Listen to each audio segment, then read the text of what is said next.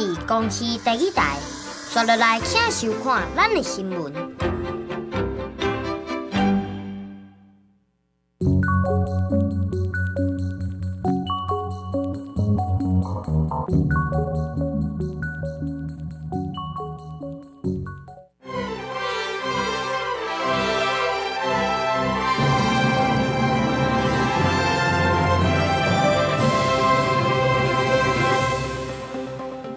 观众朋友，早，欢迎收看1月初3公视第一台早起新闻，我是郭碧君。前民总统主席郭文德因为金华城案政治献金案第3摆召开羁押庭，和台北地方法院裁定搁一摆收押禁见。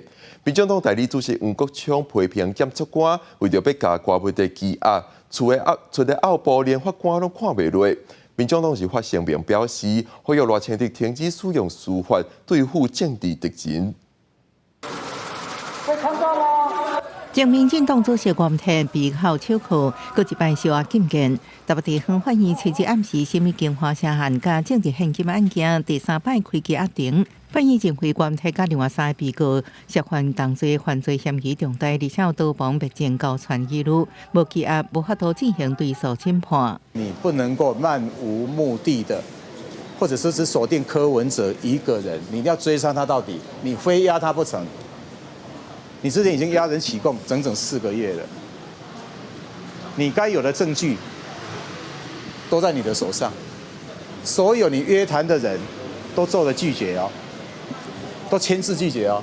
在羁押庭，检辩攻防郭文德批评检方逻辑真奇怪，讲无做党主席也有影响力，感觉在土声都无咧。郭文德佫呛声要继续管我，就直接讲。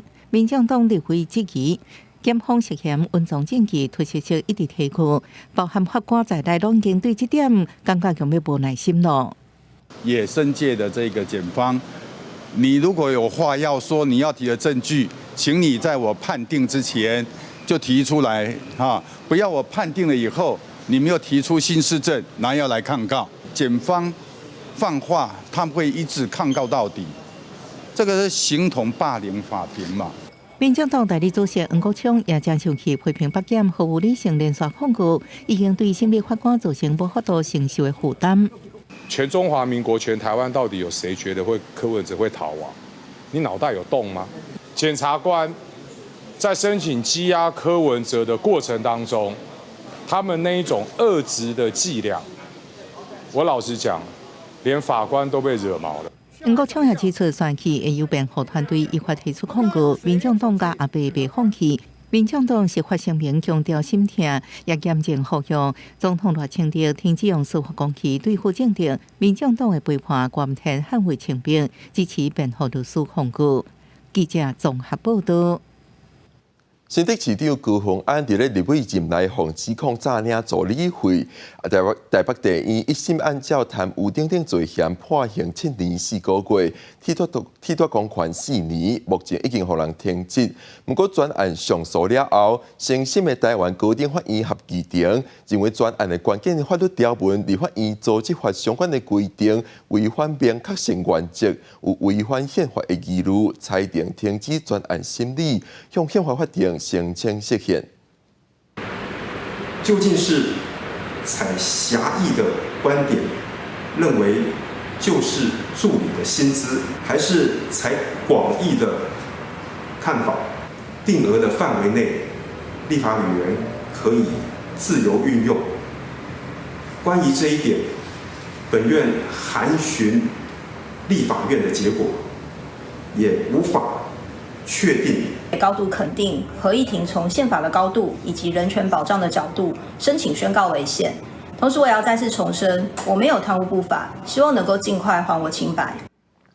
合议庭认为，这项法规规定，立委会当聘用公费助理，由立法院逐年编相关的费用。不过，安怎运用，敢是甲地方民代补助条例的设计甲性质相同，目前也有疑虑，尾就要申请释宪甲专案停审。接下来关心国民党甲民众党合作甲宪法诉讼法修法通过。行政院长卓荣泰昨表示，宪法诉讼法修正案危害国家的宪政秩序，决定要提出复议案。总统府也表示，总统热情地已经核可，希望朝野有共识。立法院要伫15天内做出决议，在野党也呛讲福议案伫咧立法院未通过。那被去年联手通过宪法诉讼法的修法，引起朝野对立。行政院长窦荣泰初日主持行政议会，宣布提出复议案，定请总统核可了，移请立法院复议。伊表示，宪诉法修正案用立法超过司法，用无合理的限制，对宪法法定运作造成实际影响，危害宪政秩序。总统府赶紧回应，总统热情地认为修正案有高度宪政争议，已经核可行政院向立法院提出复议，希望朝野通过协商有共识。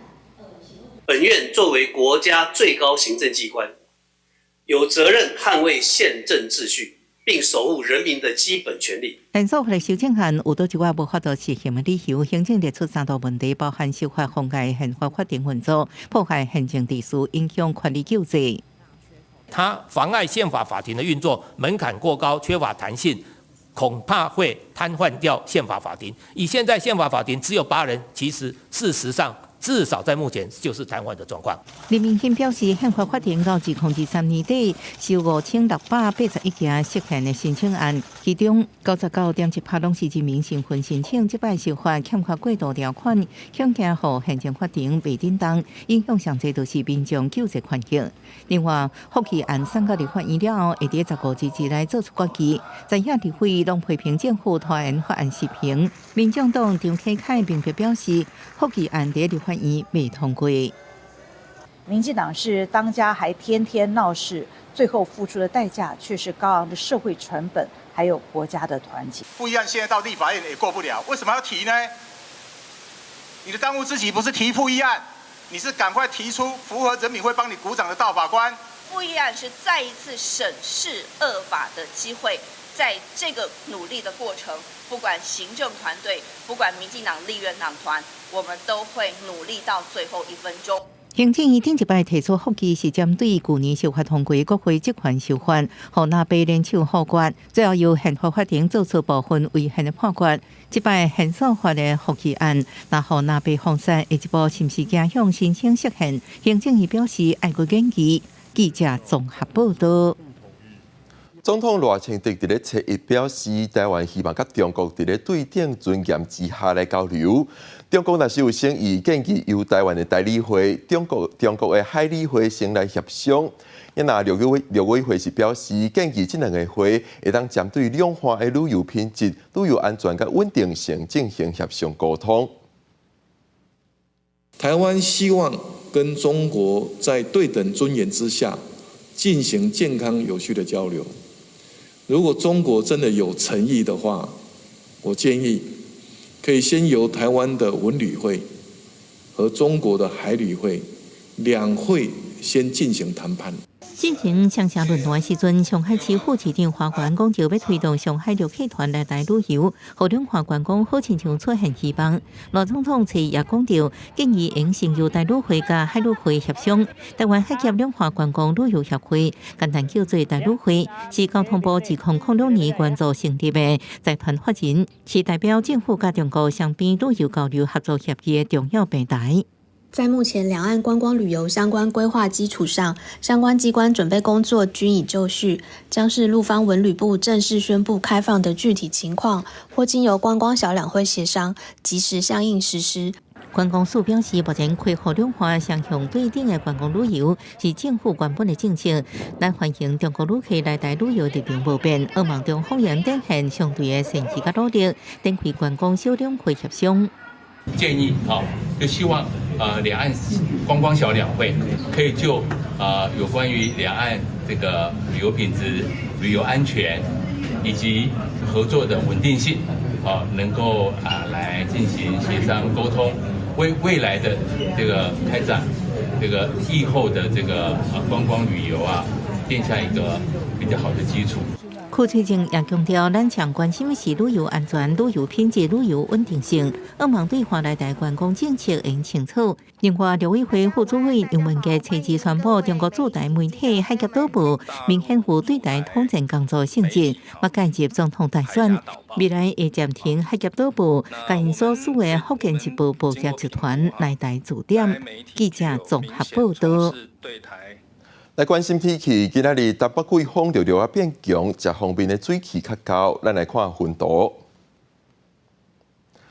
今仔日大台北东半部地区甲恒春半岛也是有局部短暂雨，不过日时开始会渐渐为局部短暂雨变做侪云的天气。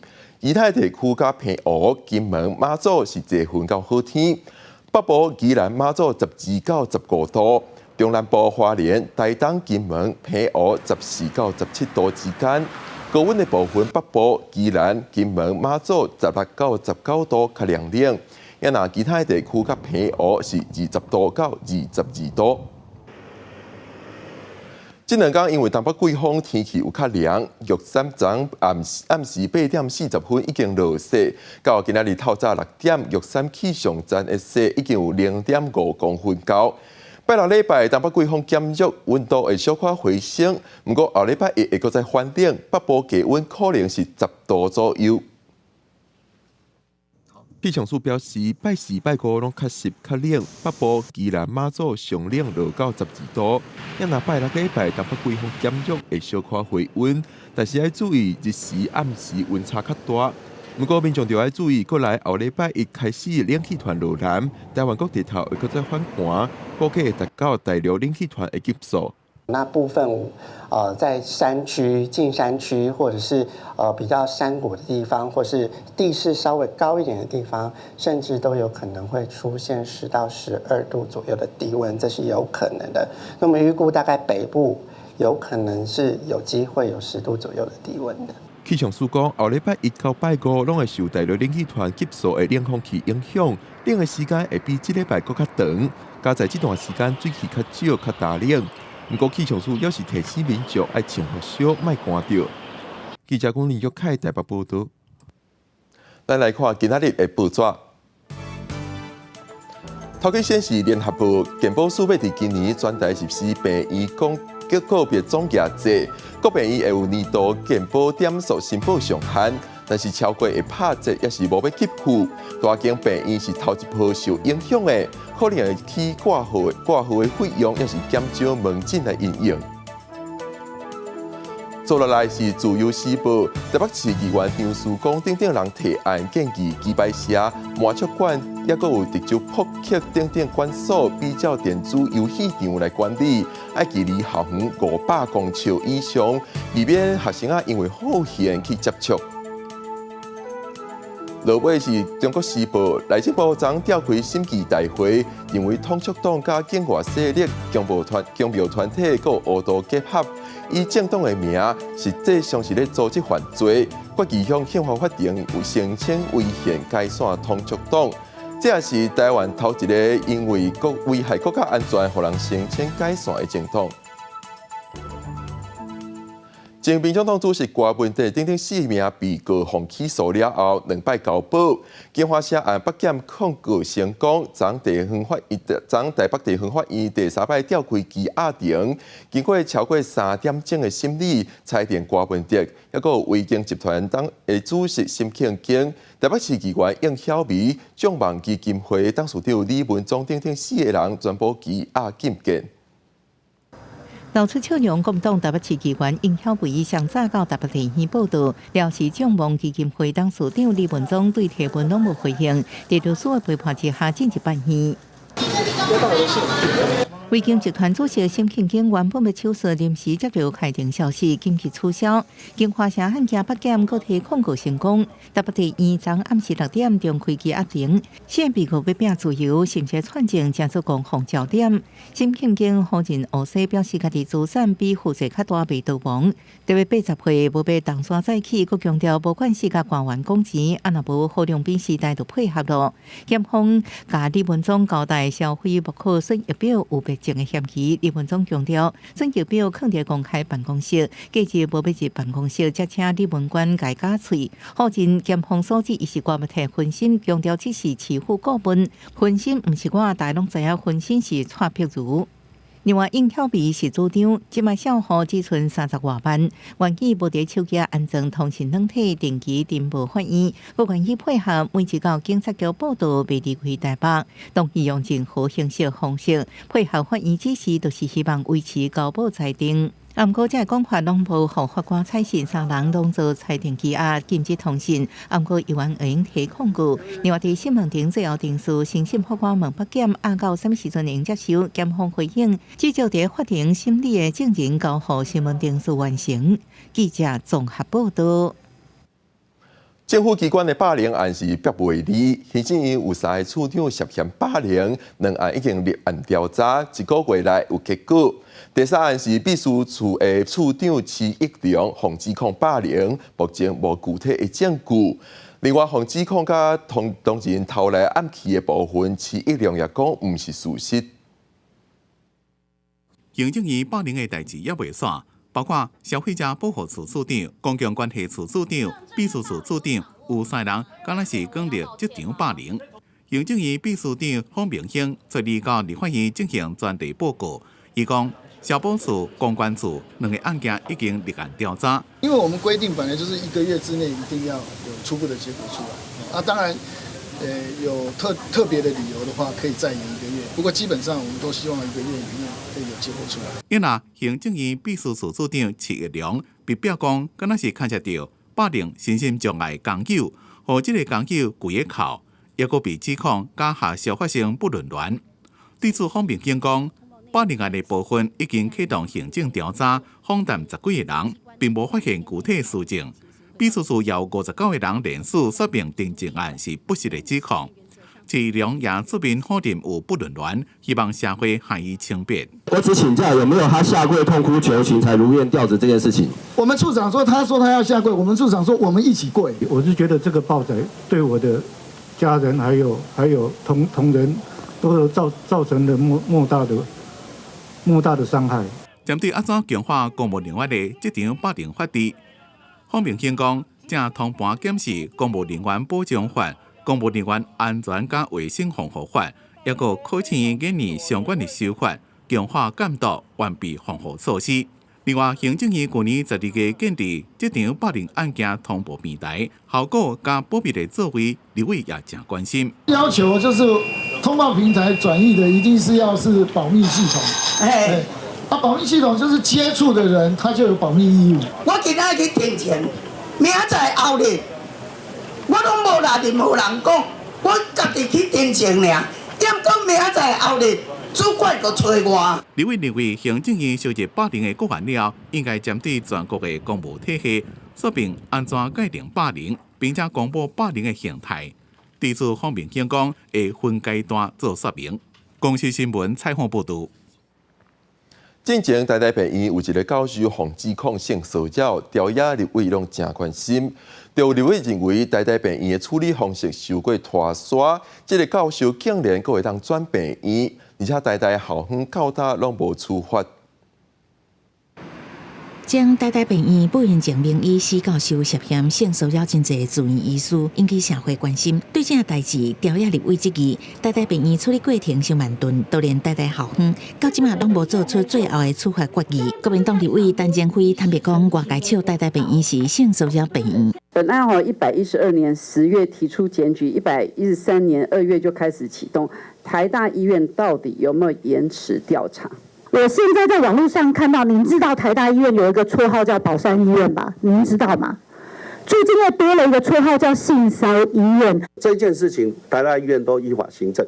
因为我们也主动通报。台大病院院长郭明贤表示，本案无甚扫人。去年2月是由院方主动立案调查，去年5月调查结果出来，6月考纪会决议记一大个。因为这个教授是教一件移植，所以同步把结果寄予台大校方，佮通报地方政府，规个流程拢有依法进行。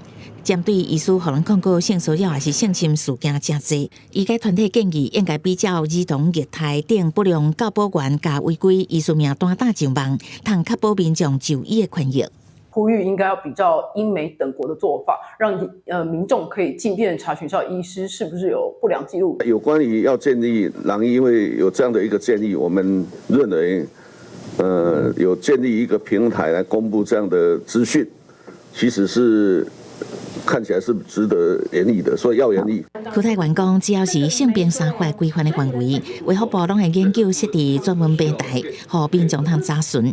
对于这个教授代志发生了后，也伫个台妇产科国老站出现。院方表示，未来会加强门禁管理。若是台校方告辩会一定会伫1月完成处罚，并通报教育部。记者综合报道。南韩法院伫咧3月发出准总统尹锡悦的逮捕令，时效干到后礼拜一。检方8点已经进入总统官舍要抓人，不过官舍外口有反对者也有支持者咧表达立场。尹锡悦也亲笔签名的声明，感谢支持者无甲伊放弃。南韩总统尹锡悦3届拒绝约谈了后，法院伫3月1签发逮捕令。这场逮捕令时效干到1月7日，所以警方这几天都必须动手抓人。即马还有消息传出，警方可能伫初2礼拜4就会前往官邸逮捕尹锡悦。这几天伫尹锡悦的官邸外有几100人聚集，声援者甲反对者2派人马分别发口号，表达因的立场。双方对立已经3天。 지금 이곳은 내란 속에 윤석열이 머물고 있는 대통령 관저 앞입니다. 저희 진보당은 내란의 우두머리 윤석열의 체포, 구속, 처벌 없이는 2025년 신년의 새로운 희망을 그리는 것이 불가능하다고 생각합니다. 윤석열 대통령께서 비상계엄을 선포한 것은 어떤 대통령으로서 자기의 권리를 행사한 것인데 어떻게 이게 내란죄가 될 수 있습니까? 尹锡悦发亲笔签名声明，感谢支持者，并表示家己会奋斗到底。不过，伊一直留伫官邸无出面。南韩的高级公职调查处已经向总统警卫处发公文，表示若做妨碍逮捕，可能会以渎职加妨害公务这个罪名起诉。根据南韩媒体《东亚日报》伫元旦公布的最新民调，超过7成民众赞成弹劾尹锡悦，差不多6成7认为伊触犯内乱罪。公司新闻由派准编译。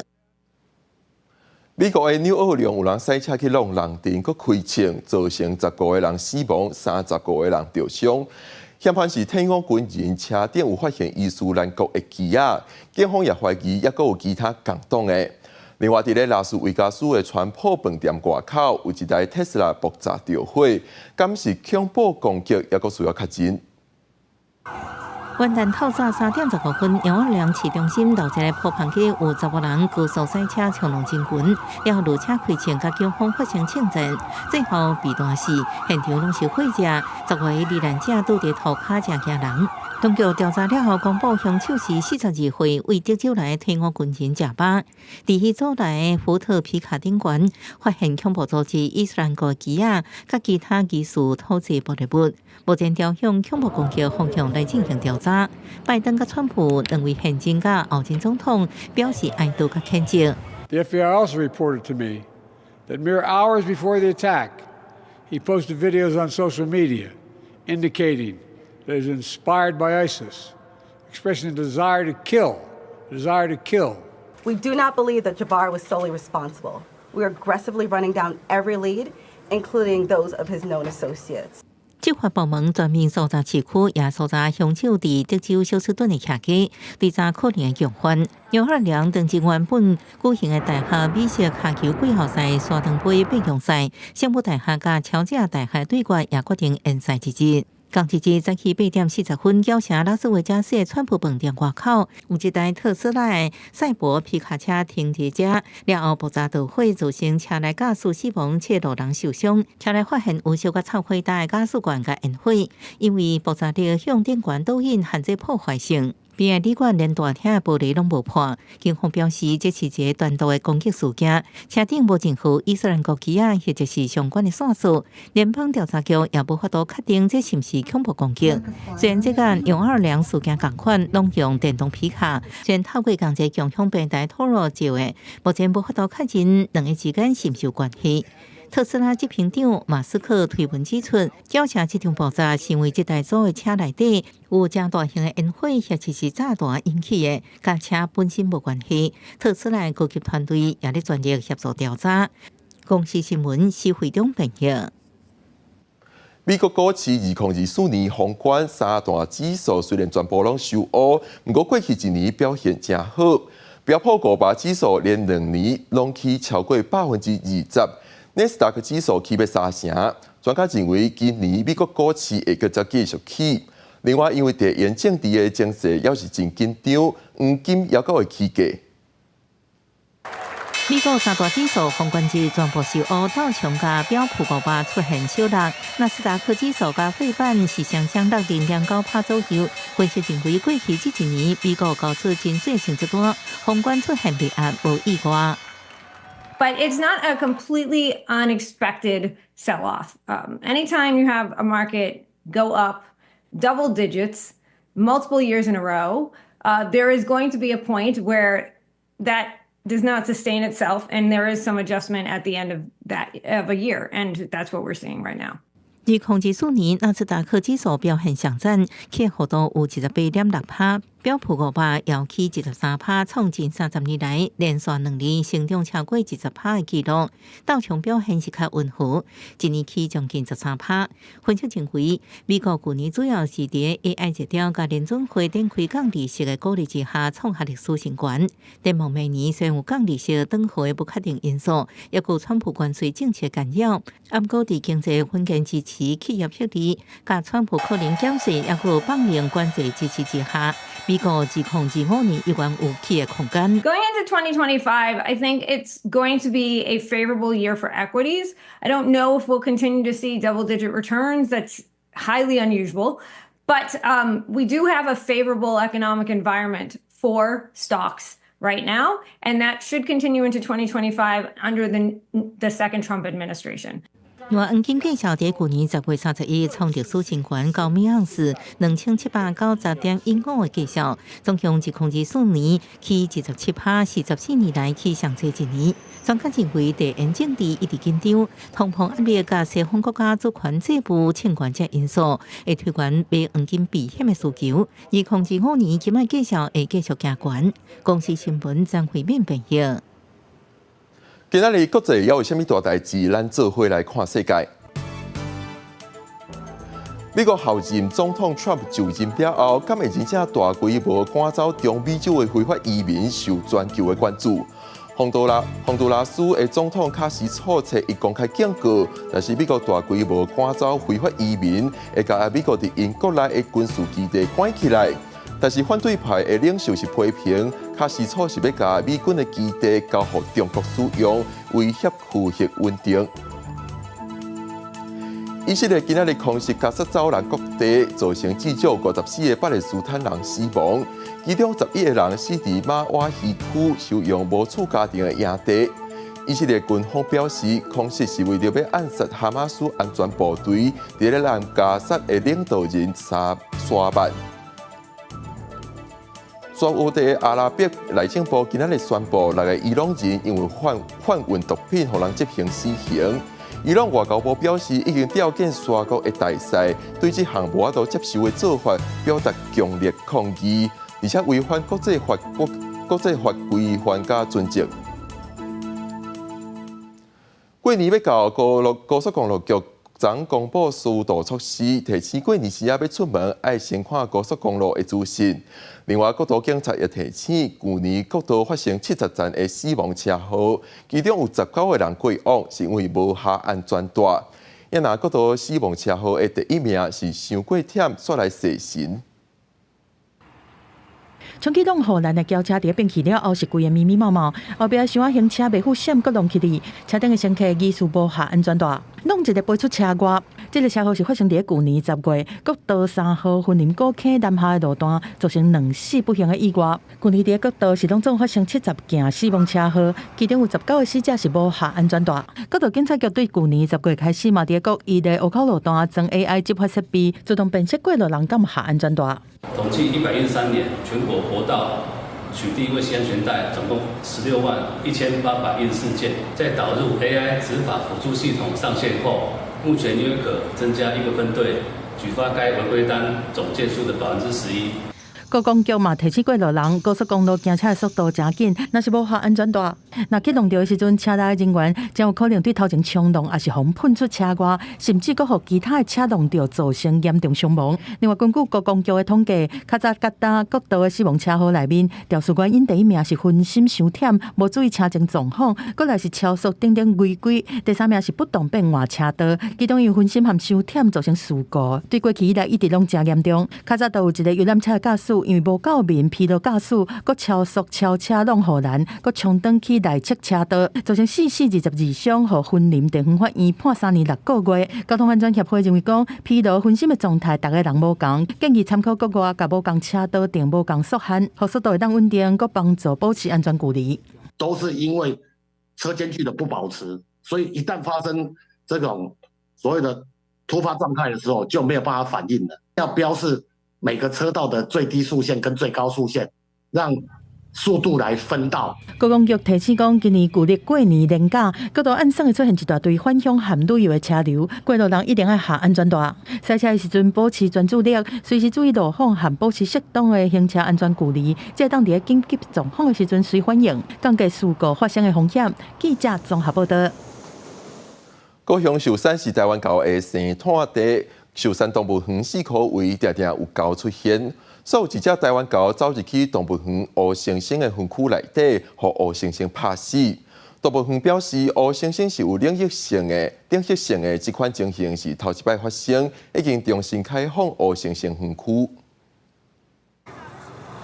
民众伫咧初一的时阵到寿山动物园，险险去互台湾狗抢卡网，伊想要用手机啊记录，煞去翕到一只台湾狗无细字跋入去乌猩猩区，现场3只乌猩猩情绪激动，做伙拍台湾狗。这段影片伫咧网络顶嘛引起讨论。台湾狗是当场互拍死，动物园安打乌猩猩的情绪，初二乌猩猩区也开放，大好有真侪游客来看。志刚嘛特别强调乌猩猩是有地域性的，它们是有领域性的动物哈，在野外哈，黑猩猩通常都是由一只很强壮的个体在领导，外来种入侵，它就会把它赶走。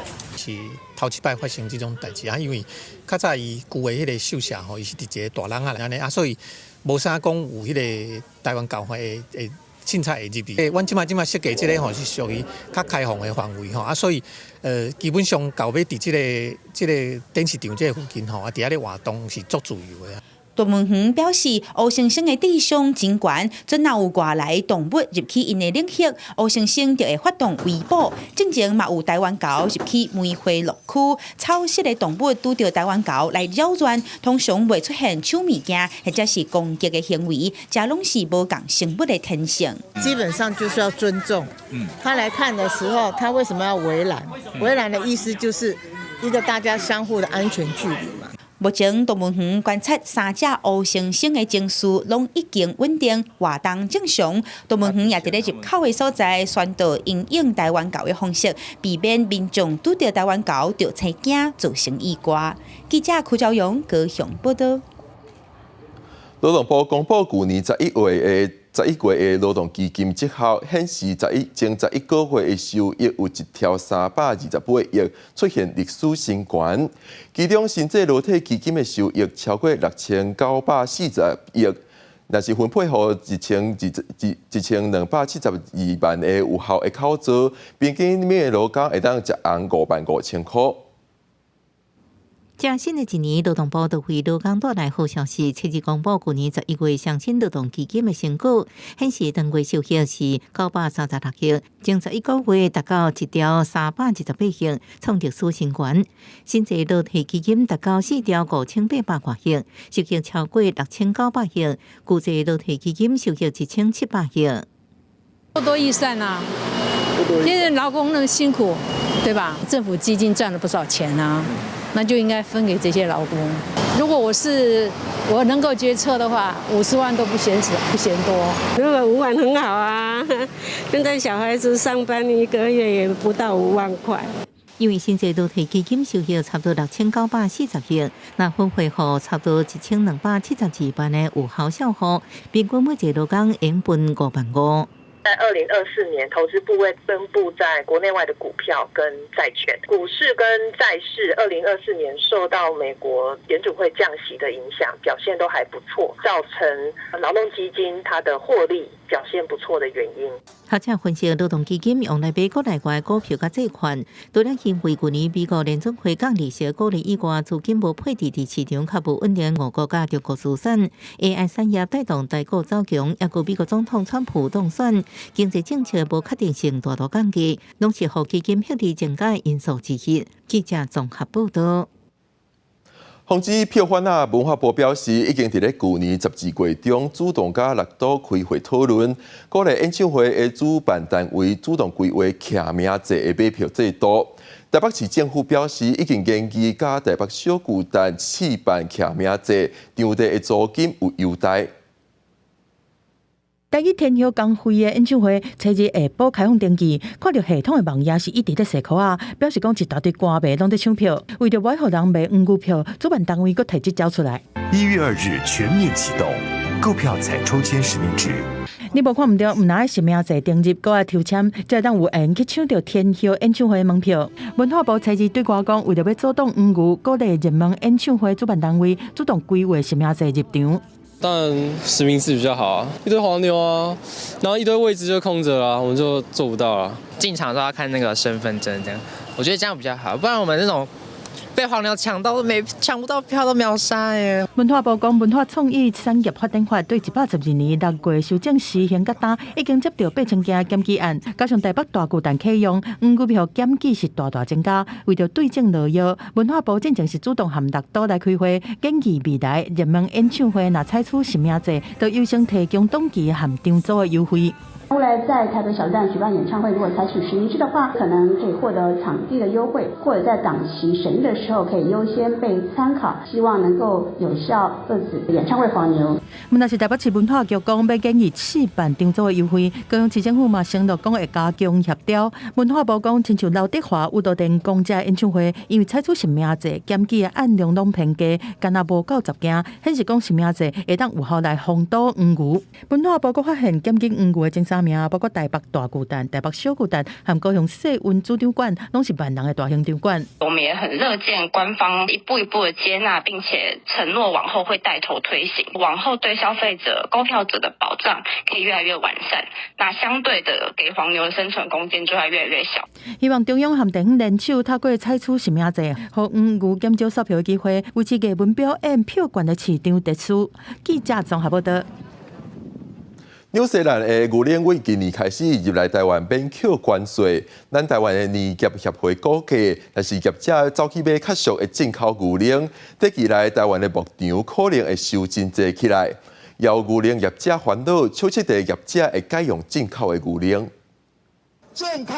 有家长甲教师团体伫行政院靠一合化讲，爱阁有大班有青领政策，因为部分教师不愿行政院进前宣布停办。不过，这个团体代表认为，应该持续互学生囡仔啉国产奶，为着学生囡仔健康，更加为着照顾本土酪农。纽西兰这个牛乳零关税的这个议题啊，势必会打击甚至打垮本土的酪农啊，可能会衍生出新的家庭问题，甚至社会问题。打击是为今年开始，纽西兰液态奶会当免关税入来台湾，真俗的进口奶冲击成本较悬的本土奶。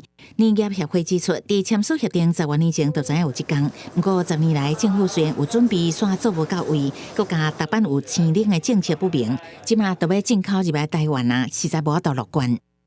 对方的部队已经开到城门口了，我们自乱阵脚，又整个就垮掉了。协会指出，10年来农委会补助酪农更新自动化生产设备，还过需要抽签，规划精选本土牧草来降低生产成本，也无看到效果。若是年品种成本的考虑，用进口奶代替本土奶，短时间内恐惊大家拢无法度维持。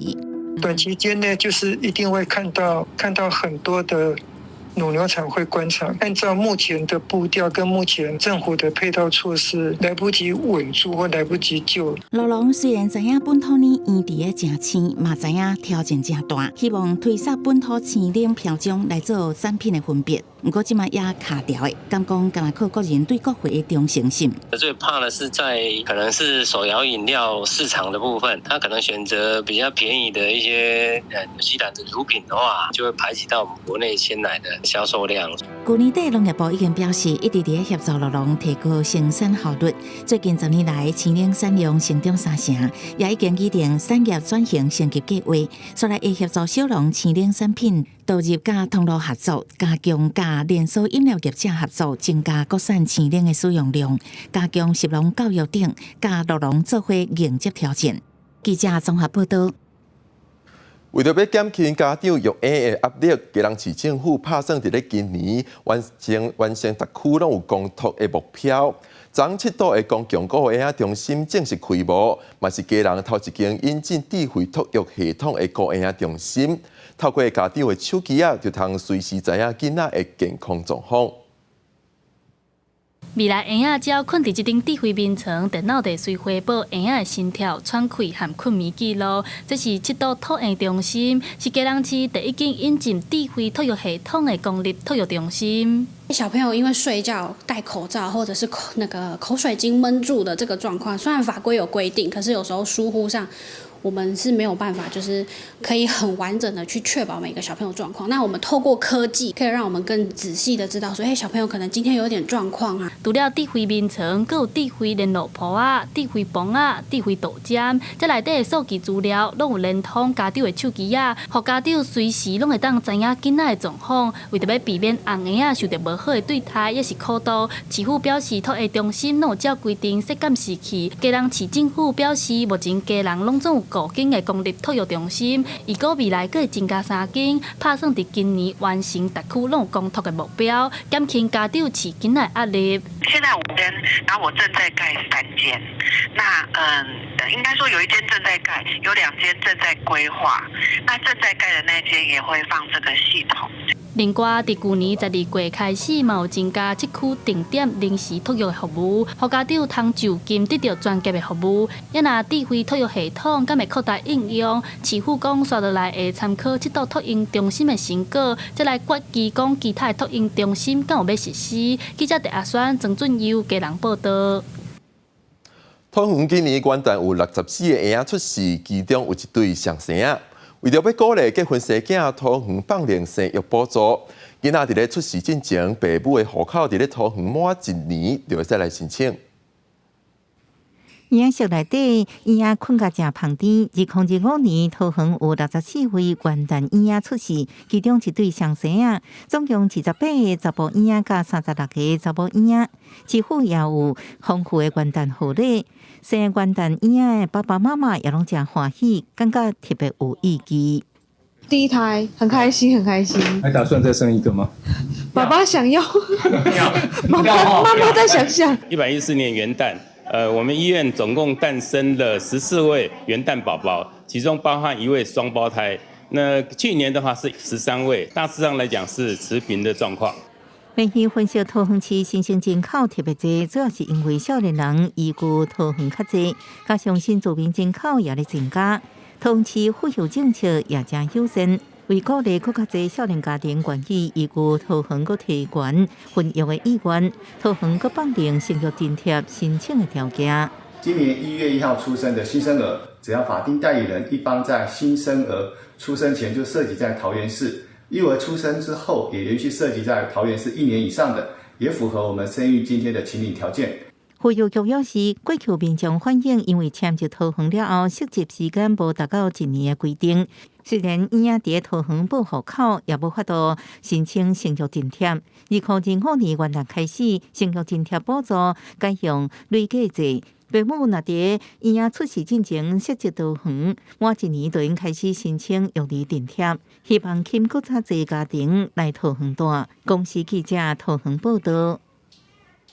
因为就要过年，2025台北电车的主灯对外公开，用纸的外形结合台北的西门地区，用各种文化历史的元素。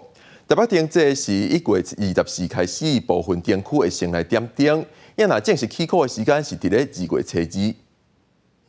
2025台北灯节主灯揭幕，蝮蛇豆豆。甲箱仔拍开，即只蛇造型回定模型，这是今年2025台北停滞的主点，色水正影目，顶头阁有各种西门地区元素的图样。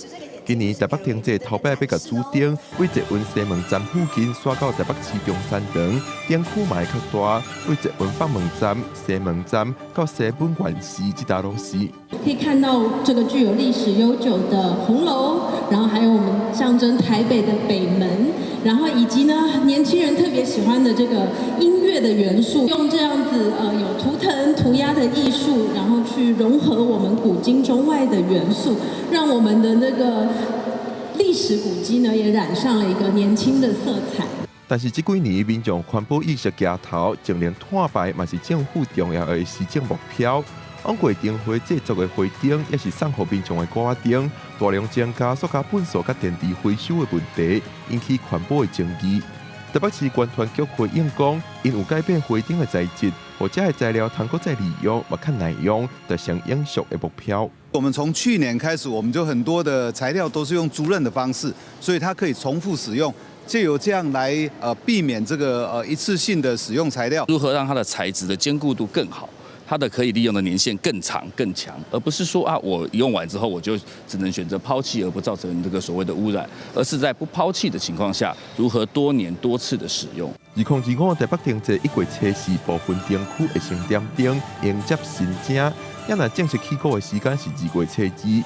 这点人嘛表示，未来有按算要鼓励各里长、区公所，或者我花灯伫咧停滞结束了后，通继续伫咧无同所在点出，延续观赏价值。记者郭林玉凯台北报道。台南山上水道博物馆引进日本水卜卦的签诗，甲签诗放入去水内，字就会豆豆啊浮出来，互游客体验特别的求签文化。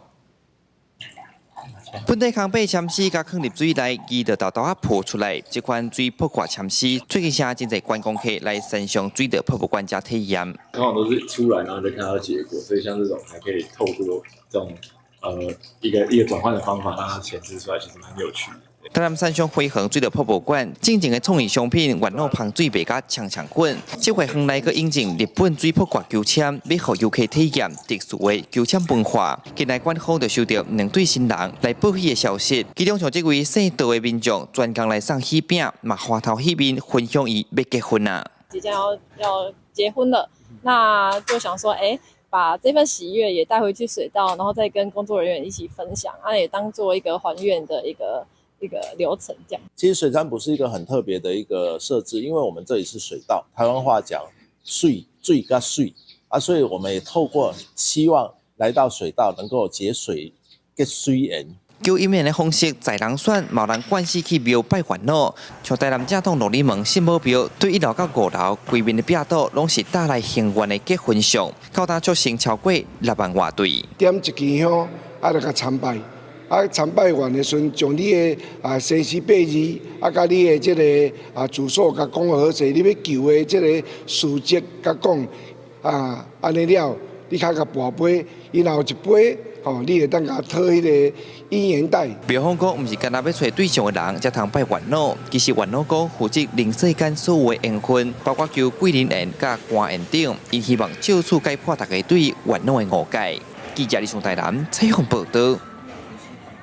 中华田中的励志中学是台湾感化教育规模上大的机构。作家康源特别替励志中学的学生写台语诗，描写这阵囡仔伫咧学校学功夫，重新找到生活目标的心情。学校也把诗话点出来，除了要鼓励学生啊，也帮社会加关心这阵迷失方向的囡仔。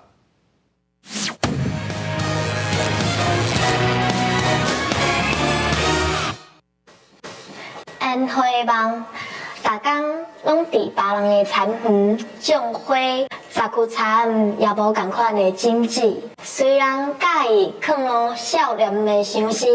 除了这首《烟花梦》，另外还有囡仔兄教我人将近30首的台语诗，拢是作家康源替励志中学的学生所写的诗句。中华电中的历史中学是台湾简化教育规模上大机构。学员来参访的时，看到学生认真上课、学功夫，真感动，特别写诗鼓励学生。就讲写这诗，会有感觉讲啊，这诗是咧写我的生活。这生活呢，我要安怎改变？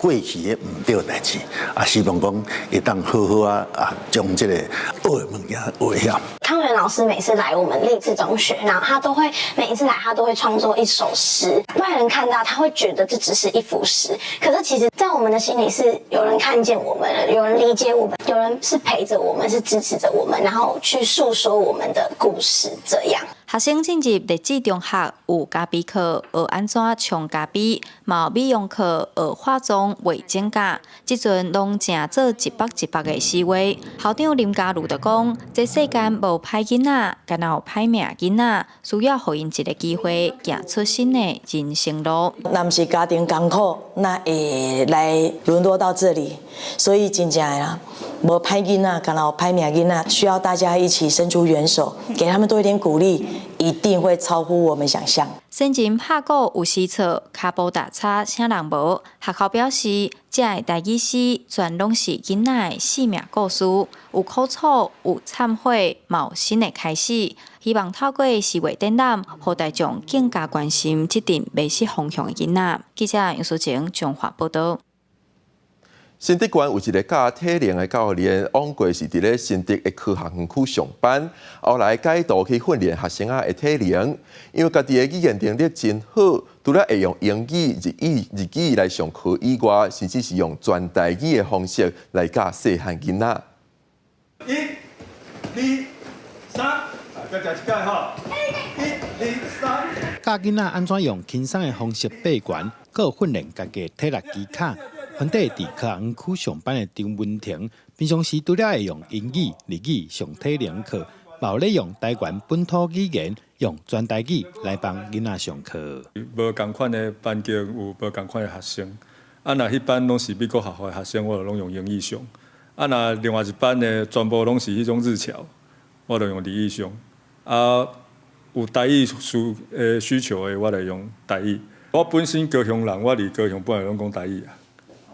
是来台北遮，有一站无机会讲到台语。即马30-40岁了，慢慢甲这台语想办法讲倒来。新竹补给团体把专工组团来报名，希望让大家会当透过趣味的课程，学到体能相关的台语词，也希望囡仔伫过程中自然讲台语。因为阮阿母拢甲伊甲我排一寡台语活动，阮阿母对社会就甲我讲。所以你讲的台语足困难的吗？袂啊。因为主要阮拢是台语囡仔，我感觉是教练愿意用囡仔伊家己最熟悉的语言来去学习，其实对囡仔来讲，会当了解讲这个台语毋能干那伫厝里甲大人讲，伊嘛是会当用来学新的物件。安尼对伊来讲，台语就是一个有用的语言安尼。母语团体指出，学台语不只是干那会当看册、读绘本。用这款无共款的课程以及多变化的活动，互囡仔知影，其实台语就是生活语言，万事万项拢会当用台语来讲来交流。记者杜君和新竹报道。55岁的比利时马拉松查某运动家杜索温，伫咧2024年的最后一年，完成逐工拢走马拉松，走366场，创造世界纪录。一年落来，已经走超过15000公里，前排24项鞋啊！国体连感的研究机构募到代表204万的善款。伫众人的欢呼声之下，比利时选手杜索恩冲过终点，嘛继续家己过去一档来挑战。2024年是闰年，所以有366天。伫别人庆祝下年的时阵，今年55岁的比利时马拉松选手杜索恩是连续走366天全马的马拉松，来度过2024的最后一天。Before I started, I was pretty confident that I could do this, but during the year I was hesitating a few times because I fell a lot. I got sick and sometimes the weather was very bad. 这项马拉松的挑战是为2024年的元旦开始，多数人逐天无论透风落雨，要走完比全马马拉松42.195公里更较长的42.5公里。规档走落来，累计走15444公里，拢总走歹24项的鞋啊。在挑战的过程中，伊目捌因为跋倒受伤，就医了后，伊佫重新计算走马拉松的里程，所以一天上侪是走过70公里。One day I fell. It was in September and my finger was dislocated and that happened after 27 kilometers. So I had to go to the hospital and they put my finger straight, but you can still see it. It's still a little bit crooked. So, but then I came back home and I restarted the marathon. So I ran about 70 kilometers in total that day. 多数人的挑战，会逐天爱提早去公司上班，方便较早下班，用4点外钟来走。第2024年最后一天的挑战，甚至有700多名支持者的陪伴。上尾后，伊用4点钟17分40秒完成最后一天的挑战。到时阵马体能源研究机构募款超过6万欧元，差不多台票204万6千块。但是纪录得到认证，多数人会对平巴西跑者连续走366天的纪录。在完成挑战了后，多数人表示，为新的一年开始，伊总算有时间会当陪伴囡仔甲出来人。国际新闻台是同朋友。落尾咱最近来关心今仔日各地头的天气预报资料。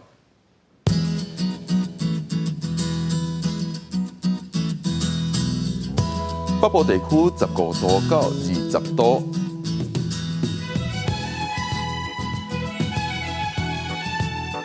中部地区14度到19度。南部地区15度到22度，东部地区14度到21度，外岛地区10度到18度。感谢你收看今日的公视台记台早起新闻，我是郭碧君，咱明仔载同一个时间再会。